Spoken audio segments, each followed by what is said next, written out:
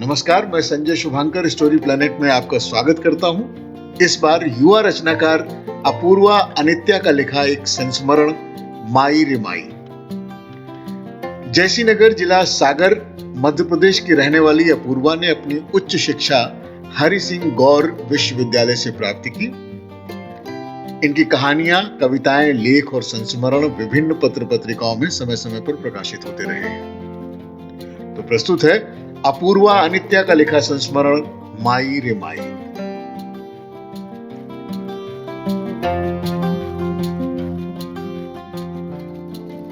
मैं लगभग 7 साल की रही होंगी, दूसरी कक्षा की छात्र। हमारा संयुक्त परिवार था, सबके काम तय थे, यहां तक कि बच्चों के भी। मम्मी और ताई घर के कामों में व्यस्त रहती, पिताजी और घर के अन्य पुरुष बाहर के कामों में। छोटे बच्चों को संभालने की जिम्मेदारी घर के बड़े बच्चों की थी। ताई की बेटियां यानी मेरी बड़ी दीदी और भाभी, हम छोटे बच्चों के सोकर उठने से लेकर नहाने धोने, खाने पीने सबका ध्यान रखती थी। स्कूल मोहल्ले के सब बच्चे एक साथ जाते थे। शाम को साथ खेलते, पढ़ने सब भाई बहन एक साथ में बैठते थे और रात को दादा दादी से कहानी सुनते और फिर सब अपने अपने बिस्तरों में चले जाते। और मुझे तो पता ही नहीं लगता था कि कब आंख लग गई, इसलिए दादी के साथ सोना मेरी आदत सी बन गई थी। बाकी सारा वक्त पढ़ने और खेलने में ही निकल जाता। इस बीच में मम्मी पापा से बात करने की फुर्सत ही नहीं मिलती थी। हाँ, मम्मी कभी कभार दुलार लेती थी, लेकिन पापा से तो बस जेब खर्च मांगना हो या कोई और जिद करना हो इतनी बोलचाल होती थी। मेरी ताई की सबसे छोटी बेटी चुनमुन मेरी अनन्य सखी थी। उम्र में मुझसे 3.5 साल बड़ी थी, लेकिन काम में और खेल कूद में हम दोनों एक साथ ही रहा करते थे। हर समय वो साय की तरह मेरे साथ रहती। सच कहूं तो उसके अलावा मेरी अपनी स्कूल में भी कोई दोस्त नहीं थी। मैं स्कूल में एक आध पीरियड तो अपनी क्लास में पढ़ती और उसके बाद फिर उसके पास जाके बैठ जाती। मेरे बाल मन पे सबसे अधिक प्रभाव उसी का था। सारा व्यवहारिक ज्ञान उसी का दिया हुआ। वो कहे सच तो सच, वो कहे गलत तो गलत, एकदम ब्रह्म वाक्य। वो जो भी करे वो मेरे लिए अनुकरणीय। मेरी नजर में उससे सही और अच्छा कोई था ही नहीं। उन्हीं दिनों मेरी छोटी बहन अन्नू का जन्म हुआ। कुछ महीने से मां से बातचीत भी कम हो गई थी और फिर अन्नू एक्चुअली अस्वस्थ रहती थी, तो मां का सारा ध्यान उसी पर रहता। मैं तो जैसे थी ही नहीं, तब मेरे स्वभाव में ना एक विचित्र कुढ़न, एक हट जैसी पैदा हो गई। मां भी थोड़ी चिड़चिड़ी सी हो गई थी। दोनों का मिला जुला परिणाम यह हुआ कि जब तब मैं बेकार की जिद करती और मां मुझे अच्छी तरह कूट देती। मां मुझे एकांत में कूटती थी तो किसी को पता भी नहीं चलता था। मेरे रोने का कोई खास नोटिस नहीं लेता था। बड़ों के हिसाब से मैं एक बहुत पिन्नी रोनी बच्ची थी जो हर समय हर बात पे बस रोती रहती। ताई तो यहां तक कहती थी कि ये लड़की किसी दिन गांव में बाढ़ ले आएगी और मेरी आंखें हमेशा के लिए फूट जाने वाली थी, या कम से कम बड़ी तो नहीं होने वाली थी। हालांकि बाढ़ तो नहीं आई, लेकिन मेरी आंखें भी बड़ी नहीं हो पाई। आज भी मुझे लगता है कि ये मेरे ज्यादा रोने के कारण ही ऐसा हुआ है। खैर, एक दिन ऐसी ही किसी बात पे थप्पड़ खाने के बाद भंडार गृह में रखे अनाज के बोरों पे सबसे ऊपर बैठ के मैं धार धार रो रही थी और साथ ही छोटी उंगली के नाखून से बोरी को कुरेद के छेद भी बनाती जा रही थी और अन्नू को प्रताड़ित करने की योजना भी। तभी चुनमुन मुझे ढूंढते हुए वहां प्रकट हो गई। मुझे रोते देखा तो थोड़ी विचलित हुई और फिर लाड़ करते हुए मुझसे नीचे आ जाने का इसरार करने लगी। अब मैं नीचे नहीं गई तो वो खुद ऊपर आ गई और पुचकार कर चुप करा दिया। पर दुखी तो मैं थी और चुनमुन को मेरा दुख नहीं देखा जाता था। काय रो रही है, चाची ने मारा है? हाँ। चुप हो जाओ, चुप हो जाओ, एक बात बताएंगे फिर तुम्हें। मुझे पता था कि सस्पेंस बनाना उसकी आदत है, बात भले कोई रद्दी सी हो। फिर भी मैं चुप हो गई, क्योंकि मैं जाने बिना अब रह भी नहीं सकती थी। मैंने कहा, चुप हो गए हम, अब बताओ। उसकी आंखें झुक गई, मुंह पर वेदना और स्वर में अत्यधिक उदासी भरकर उस दिन बोरा शिखर पे विराजमान होकर चुनमुन भवानी ने इस गहरे रहस्य का उद्घाटन किया। बोली, अंशु, चाची ना तुम्हारी सगी अम्मा नहीं है। मुझे कुछ समझ में नहीं आया। मतलब ये कि चाची तुम्हारी सौतेली मां है, सगी मां नहीं है, सौतेली। उसने बड़े धीरे से मुझसे कहा। मैं सन्न रह गई, हाथ पैर जैसे जम गए, मुंह खुला का खुला रह गया। किसी तरह हिम्मत करके उससे पूछा, तुम सही कह रही हो? आज के पहले मैंने कभी भी उसकी किसी बात पे शक नहीं किया था, लेकिन ये बात कुछ थी ही ऐसी। दरअसल तब भूत प्रेत राक्षस आदि से मेरा कोई खास परिचय तो था नहीं। सांप बिच्छू जानवर से मुझे कभी डर नहीं लगा। हाँ, लेकिन ये सौतेली मां, ये शब्द अपने आप में भय का पर्याय था। और सिंड्रेला की सौतेली मां ने मेरे दिमाग के एक हिस्से पर पहले से ही कब्जा कर रखा था। तो सौतेली मां, ये शब्द मेरे लिए बहुत खतरनाक था। मेरे आंसू निकल पड़े और अब की मैं सच में दुखी थी और बिना आवाज के रोए जा रही थी। चुनमुन ने आगे कहा, देखो देखो, वो अन्नू को ज्यादा प्यार करती है ना? मैंने कहा, हाँ। मारती भी नहीं उसे, और तुम्हें तो हर बात पे कूट देती। सयानी चुनमुन ने और भरोसा दिलाया। मैं अविश्वास से उसका मुंह ताक रही थी, तभी फिर से बोली, सब कहते हैं कि अंशु अपने पापा जैसी दिखती है।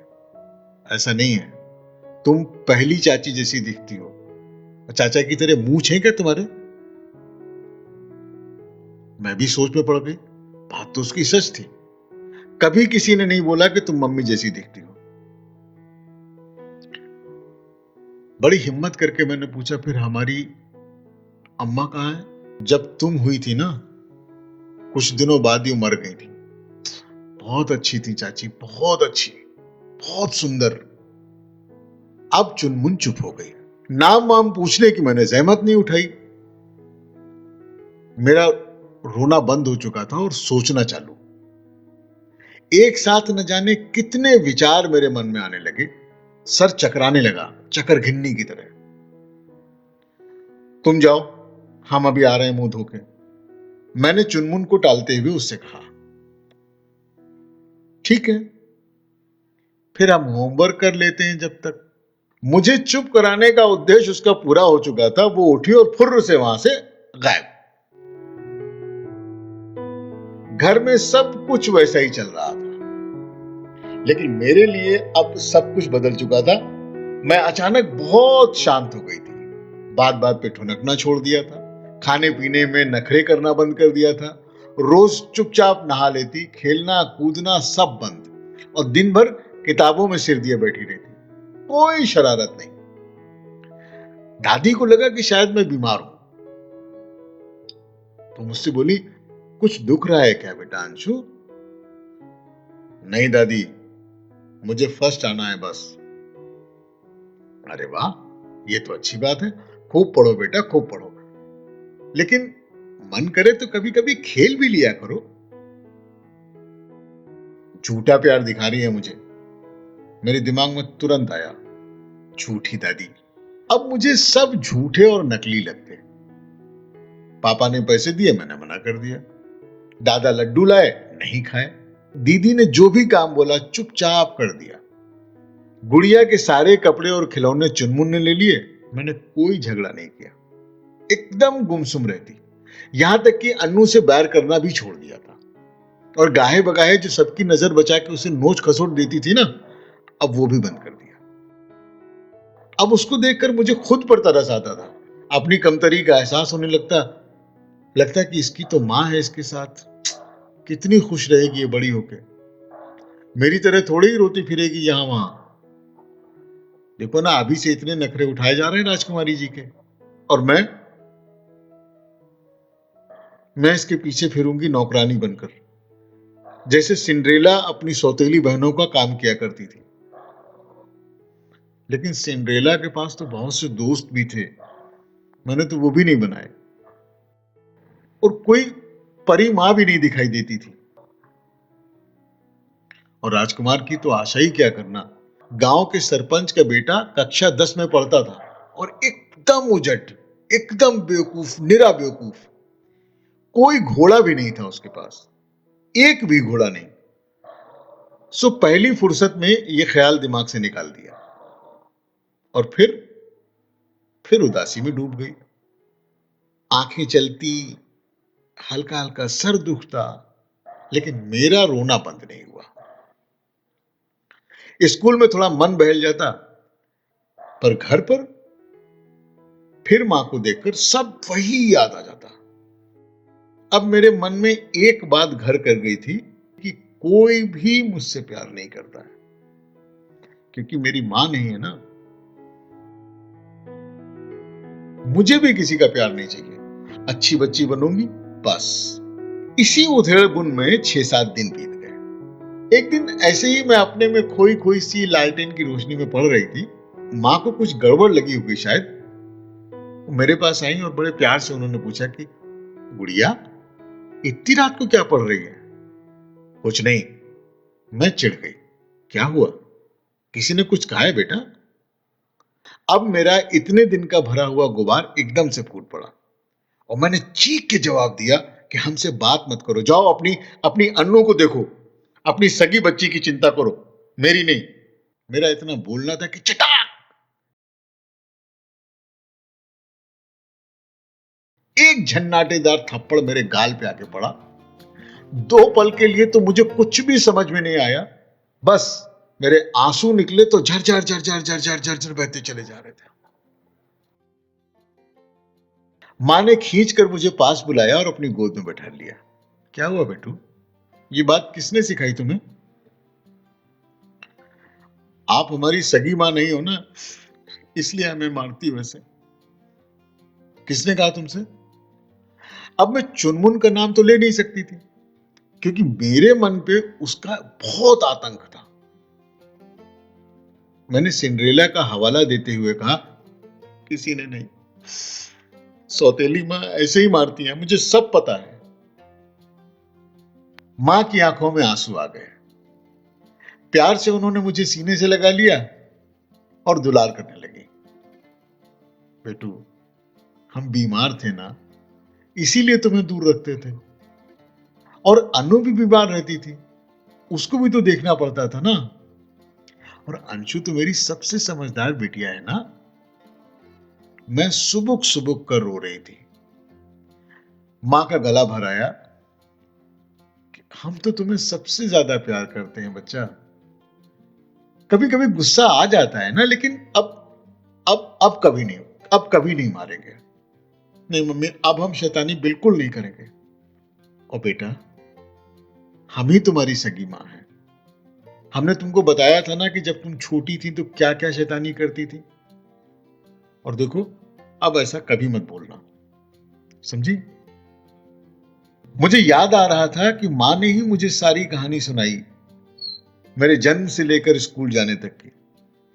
दाई ने नाल काटने में गड़बड़ कर दी थी तो कितना खून बहा था, और कितनी बार तो बताया था कि जब निमोनिया के कारण सांस नहीं निकलती थी तो मां रात रात भर गोद में लेकर बैठी रहती थी। अंधेरे में मुझे नींद नहीं आती थी, सो मां ने भी रोशनी में सोने की आदत डाल ली थी। और कितनी बुद्धू हूं मैं। ओ सॉरी मम्मी, आप चुप हो जाओ। मैंने मां के आंसू पोंछे। अब मुझे उनके आंसू देखकर और अपने आप पे गुस्सा आ रहा था, बहुत बुरा लग रहा था, शर्म भी आ रही थी। आओ हमारे पास सो जाओ, जा रहे हैं हम दादी के पास कहानी सुनने। और इतना बोल के मैं वहां से भाग गई। जब मैंने चुनमुन से इस बारे में पूछा तो बोली कि हम तो तुम्हें ऐसे ही चुप करा रहे थे। मैं मैं अवाक रह गई, कुछ कह नहीं पाई। कुछ भी कह भी नहीं सकती थी। बेकार ही उसका कोप सहना पड़ता और 2-4 थप्पड़ और खाती। मैंने सोचा चलो कोई बात नहीं, जो हो गया सो हो गया।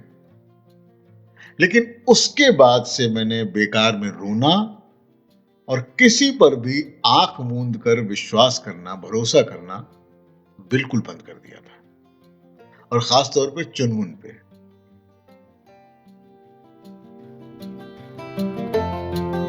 तो ये था अपूर्वा अनित्या का लिखा हुआ संस्मरण माई रे माई। अगली बार कुछ नया लेकर हाजिर होऊंगा।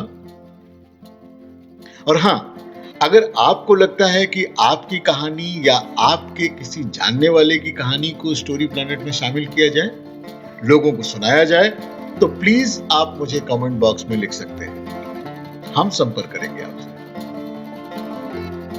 तब तक अपना ख्याल रखिए और अपनों का ख्याल रखिए।